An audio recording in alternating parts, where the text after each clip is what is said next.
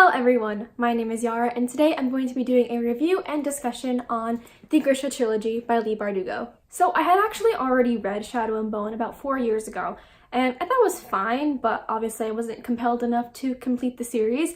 But now with King of Scars coming out, which is Leigh Bardugo's newest book, and a main character of that being a significant character in the Grisha Trilogy, I thought I should give it a go. And I'm actually really glad that I did. If you didn't know, this series takes place in a country called Ravka, which is a fantasy world inspired by Imperial Russia. In this world, there are people called Grisha who have magical abilities, ranging from summoning the elements to controlling materials or to controlling the body and organs. For centuries, Ravka has been plagued by this thing called the Fold, which is essentially a very large expanse of darkness that is crawling with monsters. At the beginning of Shadow and Bone, Alina Starkov, our protagonist, who is a mapmaker in the army, travels across the Fold along with her unit, and during their travel they get attacked. In an effort to save her best friend Mal, Alina accidentally unleashes powers that she didn't know that she had. So from there, Alina is taken to a place called the Little Palace where she learns basically how to be a Grisha. And she finds out that she may be more important than she thought she was. So I'm going to start this review with a relatively quick, non-spoilery section, giving my thoughts, and then I'm going to dive into spoilers because I really want to talk about this series. So I'm going to start off with things that I liked. For one, I really liked the world that we were in. It's not the most expansive world building, but I found that it was enough to satisfy me. And with each book, we got to learn a little bit more about the world and the culture that I felt happy. I liked learning about the Little Palace and understanding all the different class struggles as well, all the antagonism between the Grisha and the royalty, as well as with the common people and the Grisha. I thought that was really interesting to see. I also really liked the theme of faith and religion because for a lot of people in this world that is extremely important to them and that remains a motif throughout the entire story. I loved all the side characters that we get introduced throughout each book. I thought they were all extremely intriguing and extremely compelling, and they had all these very interesting backgrounds that added a lot to the plot. Especially Nikolai, he's a fan favorite. He added a lot of humor and wit, but also a lot of political insight that I think the series was really lacking before, and then he brought that to the stage. He's my favorite character in this series and is becoming one of my favorite characters of all time, which makes me extremely excited for King of Scars, which is coming out super soon. I also really liked the antagonists in this series. I don't think I liked them as much as the rest of the world, but I did really appreciate what Leigh Bardugo did when crafting them. I thought she made them extremely compelling and gave them a lot of motivation, as well as made you kind of sympathize with them, which is a feat not easily achieved. Next, I really liked the overall character growth throughout this entire series. There's a lot of criticism of the main character Alina, and I did definitely see that, especially in the first book. I think the first book is the weakest out of all of them by far, but I did really like seeing her grow. At the beginning, she is thrust with a lot of power that she did not know that she had. And so there's a lot of inner conflict and struggle with wanting to live the way she lived before, but also needing to rise up to her responsibilities. The same goes for a lot of characters in this series. I think Leigh Bardugo really broke them down and made them vulnerable and had them build themselves back up. And I thought that was extremely well done, and I really appreciated that. Now for the things I didn't like. The first thing that stands out to me is the pacing. Leigh Bardugo is really good at surprises. She will shock you, she will surprise you, and you will feel that impact. Sometimes the strategy works really well for her, and there are a lot of scenes that I absolutely loved that really relied on that surprise. But again, that can't happen all the time, and so there were some moments that just felt weak because we didn't have that build-up. It's like I like a lot of the scenes that Leigh Bardugo has individually, but when you put them all together, they just don't flow very well. The next thing I didn't like was that some of the things near the end, when everything was being resolved, felt a little borderline like a cop-out. They weren't so outlandish enough that I couldn't believe them, but I don't think they were delved into enough, or just we didn't have enough time spent with that to fully believe it. At least I didn't. And the last thing that I think a lot of people might not like about this series is the fact that it utilizes a lot of tropes. Now, I don't think tropes are inherently bad, but you can tell this was written in 2012. The one that bothered me the most was the plain girl trope, because that's annoying. There's also a love triangle throughout the entire series, and that has a lot of angst, so if you don't like angst, this might not be for you. I found that the angst was understandable, and it wasn't just angst for angst's sake. And this whole entire series is pretty much a chosen one trope, so if you don't really like those books, then this might not be for you. So my overall thoughts to sum up this non-spoilery section is I really enjoyed this. I think there are a lot of flaws, But in the end, they didn't deter from the experience of reading it. I had a lot of fun. I loved being back in this world. I'm rereading Six of Crows now, and it's making me appreciate a lot of things that happen. Just a lot of subtle details that we see in Six of Crows that I didn't get the first time because I hadn't read this series. I thought there was a good balance of plot and character, as well as just a good balance of having adventure and political intrigue, and having magical training. So if that sounds like something you like, then I suggest you pick it up. So that's all I have for the non-spoilery section. If you haven't read this series, please stop watching, or if you don't care about spoilers, you can keep watching. You do you. So spoilers starting now.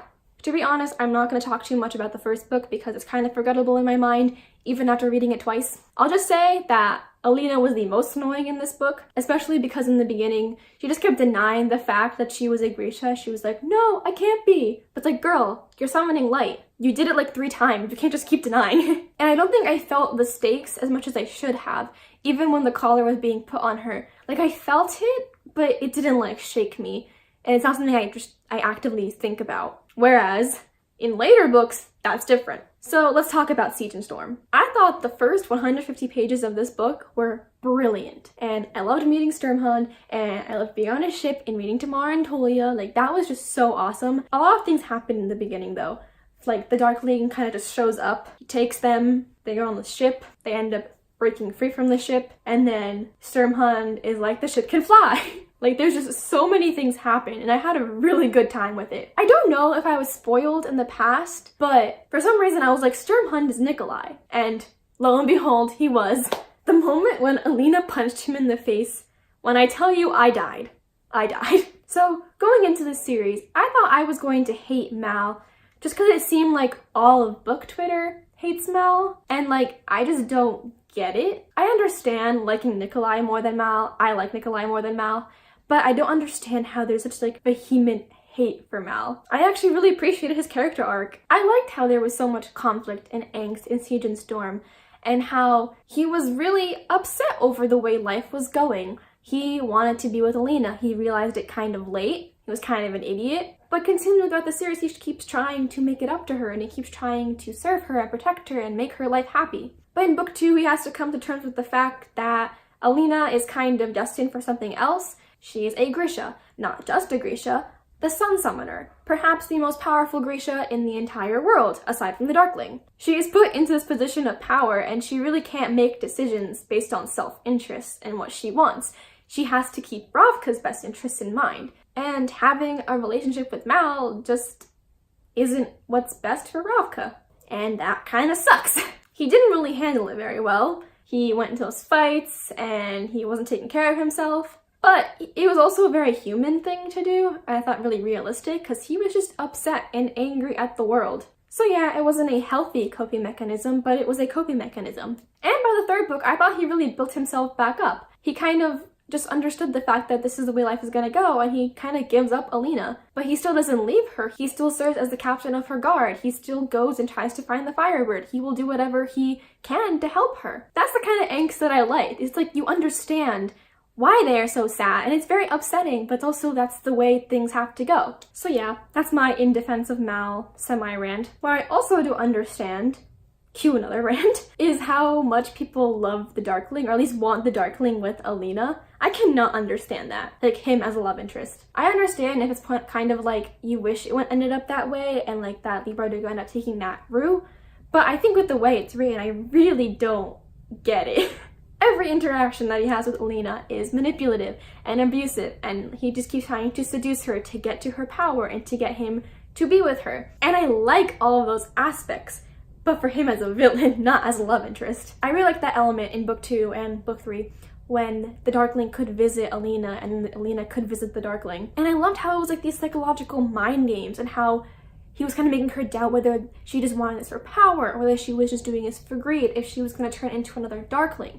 And the fact that she was seeing him when she was like, am I insane? I really wish she didn't keep it to herself, because that kind of caused a lot of angst that didn't need to happen.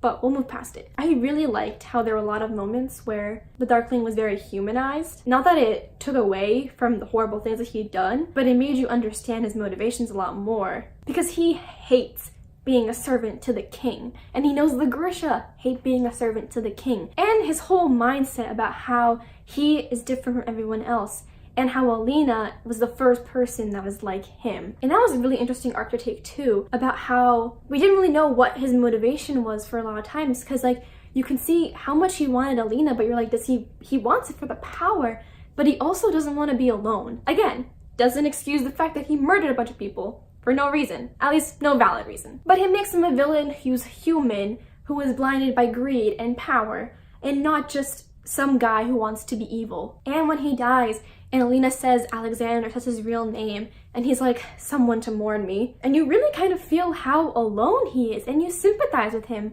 But you shouldn't, because he's the villain, and he's gone now, so you should be happy, but there's still kind of that sadness. I know I said before that I don't think I like him as much as everybody else, and that's still kind of true, but the more I think about it, and the more I analyze his character, I do think he's a really good villain. Something I didn't really like though, so in Shadow and Bone, he was set up to be like this very charming guy that you couldn't help but want to fall in love with. But then in Siege and Storm and the rest, he kind of turns into this big bad character, like, oh, the Darkling is coming, oh my god, the Darkling, we need to stop him, he's too powerful, which is all true.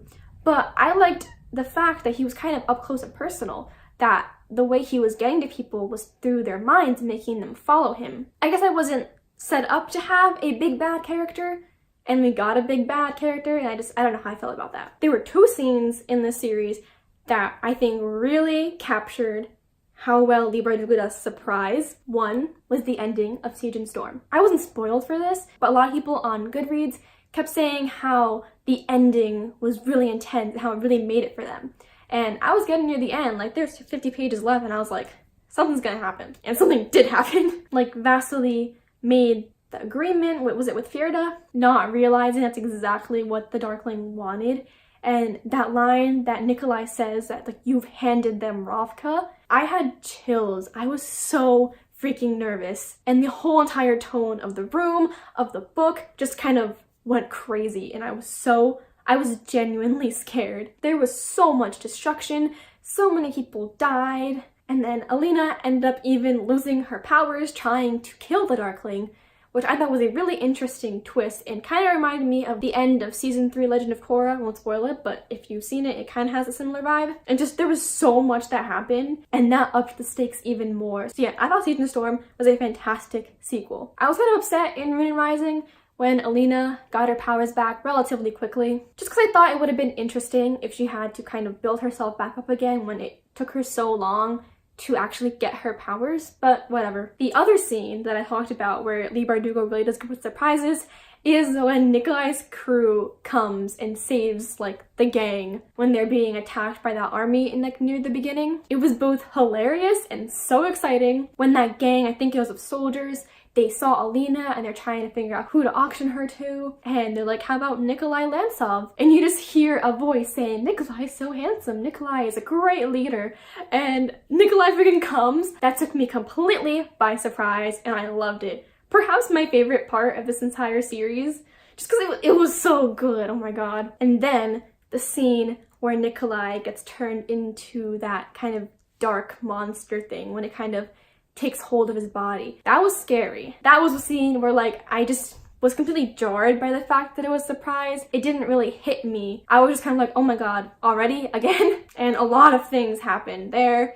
Nikolai got turned into the dark thing, and then Bagra sacrificed herself. Like there was a lot. And it was incredibly sad to see Nikolai kind of follow the crew, and you just see how torn up he is because he has these kind of carnal animal desires, but he wants to help them, he wants them to recognize him. It was also just really sad kind of losing Nikolai because, you know, favorite character. Mal being the third amplifier.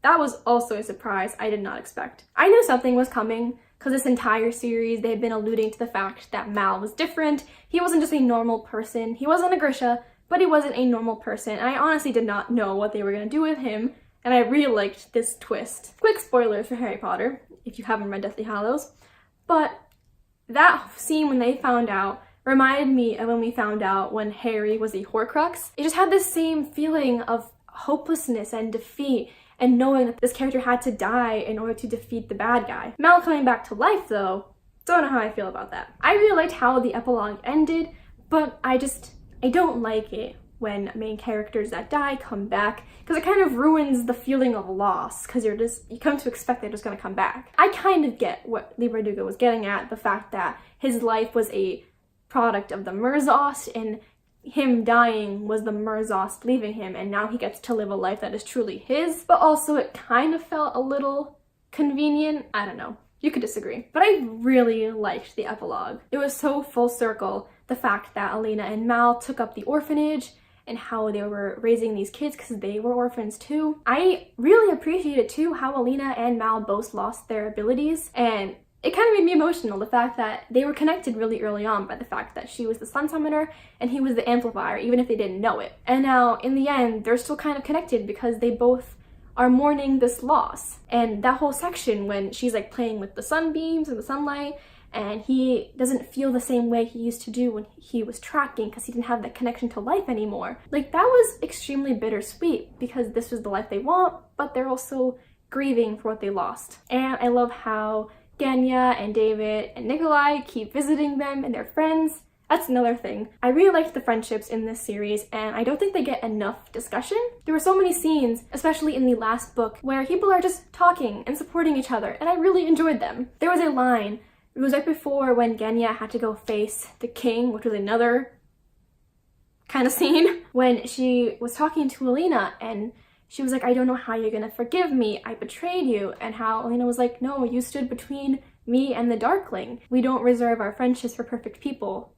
And I love that. That was a really nice line. I also liked how Zoya and Alina finally got on semi-good terms, because that was kind of annoying in the beginning because they were fighting over petty things. And Nikolai and Alina. I think one of the reasons why I didn't ship them was because I just really wanted them to have a good platonic friendship, and I loved how that was the way it turned out. So on that positive note, that's all I have for the spoiler section of this video. Let me know your thoughts on the Grisha Trilogy. I know I'm kind of late to the game. This has been out for a pretty long time, and it's been pretty popular around BookTube, but let's talk about it, what you liked, what you disliked, if you agree with me, if you don't. Anyway, thank you so much for watching. I hope you have a great day, and I'll see you later. Bye.